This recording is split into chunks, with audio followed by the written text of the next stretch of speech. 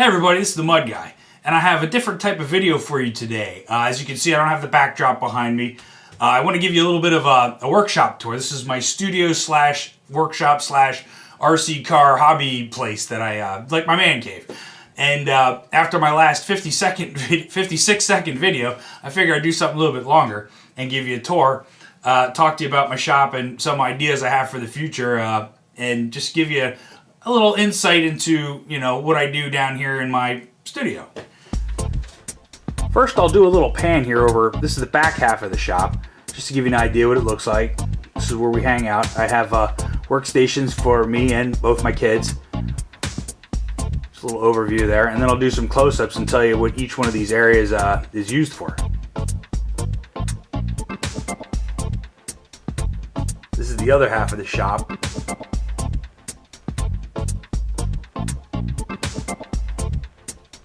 This is the main work table in my shop. This is where I do all of my projects, whether it be RC or home improvement or anything I need to build with some workspace. This is also where we film our videos where you see bench time with the bear and my little how-to and tutorials and stuff like that. This is all done on this workbench.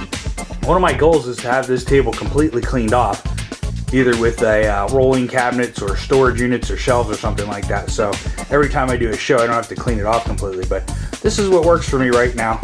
This right here is my toolbox. This is where I keep most of my stuff for RC. I'm fat, very quickly outgrowing it, but you know, I like to use fishy tackle boxes to keep all my parts and my tools separate, but it's kind of maxed out right now. I have more Tupperware underneath the work table that has bigger parts. I have this little box for all my sprays and goos and oils and stuff like that. I'd like to maybe integrate that into a rolling cabinet so I can get all this stuff cleaned off of the work table. Right here you can see the slash. This is still under repairs. I don't really have the money yet to fix it. I want to go a different route with the slash. I don't really like how the Techno drive shafts performed, and I have a lot of repairs to do to the back diff. It was actually pretty decent crash that I had in the backflip videos. So this is on hold right now. I will get the slash back up and running, but for now it's in pieces and it's just kind of sitting there. This back corner here of the work table, this is where I do all my charging. I have my Traxxas peak charger here. That's for my nickel metal hydride. I still use quite a few. These are more or less for the kids. The Rival still runs off of nickel metal hydride.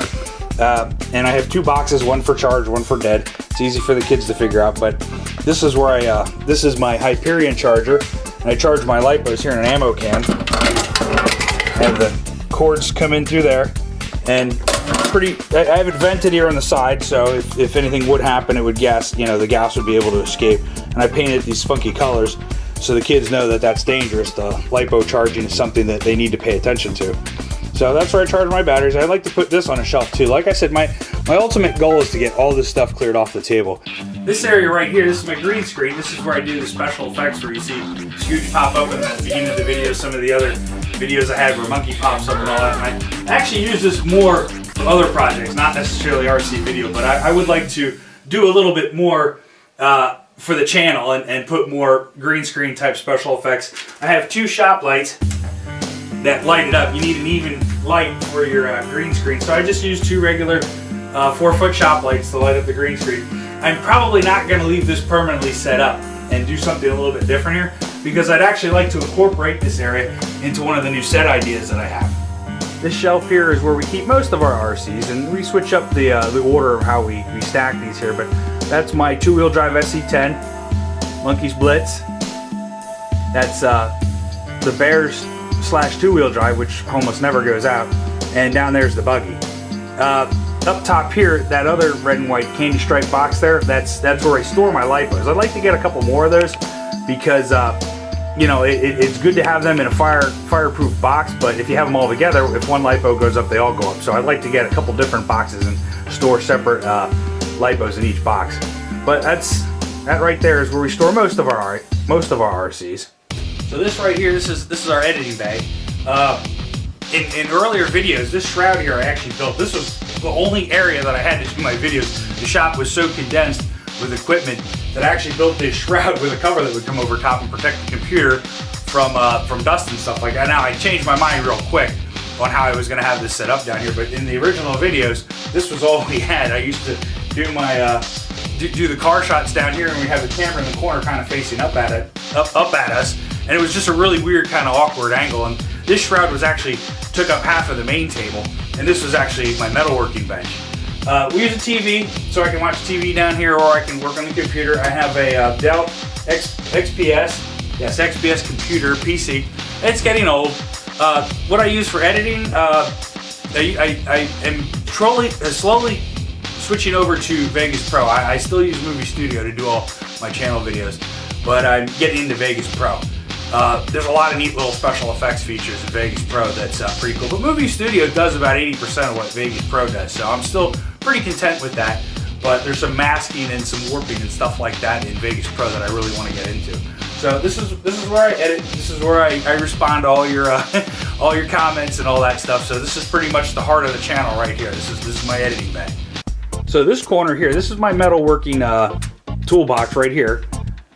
And you know, most of my stains and my sprays and all that kind of stuff. And I have all my bodies stocked up over here, getting to have quite a few bodies.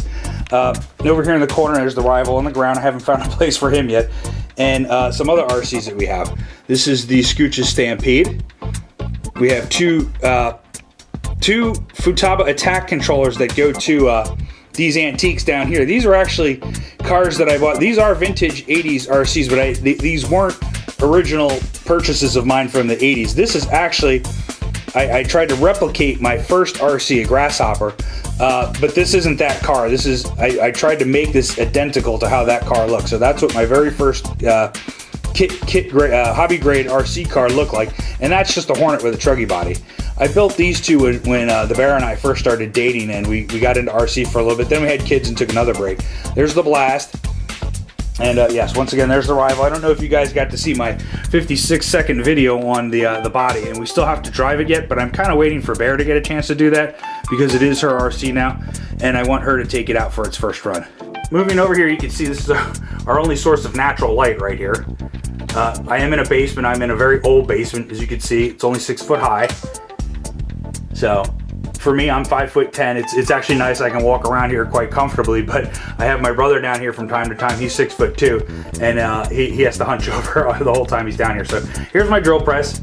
I use this more for woodworking than I do for anything else. I'm trying to learn some fabricating, but for the most part, I used it for drilling holes and to make shelf units and stuff like that. It's a cool tool. I like it. I didn't want to get rid of it, and it doesn't create a lot of dust, so I left it in the shop. Moving on here, we have Scooch's Workbench. This is where he makes his little projects, and right now he's working on a boat, a wooden boat. At least that's what he told me this thing is here. I think he's trying to waterproof it with Sharpie marker, and I'm not really sure how well it's going to float, but we will take this out someday for a spin, and that's Scooch's project. He has a birdhouse there that he's trying to work on as well. And up here, this little pegboard, I kind of keep my rigs and another tripod. I use this tripod for the GoPro. There's a dolly. I use that for some shots that I take, you know, when I have new bodies and stuff like that. It works pretty good. And this little rig here is great. This helps me stabilize either my camcorder or a GoPro camera when I'm out shooting in the woods. Moving on to the back of the shop, this is my bandsaw. I mostly use this for woodworking. I don't have any metal cutting blades or anything like that, so that's still a woodworking tool. Creates a little bit of dust, but I have a vacuum hooked up to it, so for the most part we don't create a whole lot of dust down here anymore. I used to have an edge sander, and I got rid of that a while ago when I moved the computer in. This is my carpentry toolbox over here. Has all my chisels, my pin guns, air tools, drill bits, stuff like that. And then moving along here, we have Monkey's little work area here. I'll zoom in. Not that he uses the grinder, but there's his toolbox in the back, and he works on this half of the bench with that vise. Just show you a quick shot here of my my tools. I know some guys commented in the one video that I have a lot of DeWalt stuff. I actually like all kinds of brands, so I'm not stuck on DeWalt. DeWalt is nice. They're very durable. When I worked in cabinetry, I mostly used DeWalt tools, and I know they're very rugged, very durable. A little pricey, but you know, if you're not replacing stuff that often, in the end, they're a good deal. There's a little Hobart welder that I have. I do mostly repairs with that.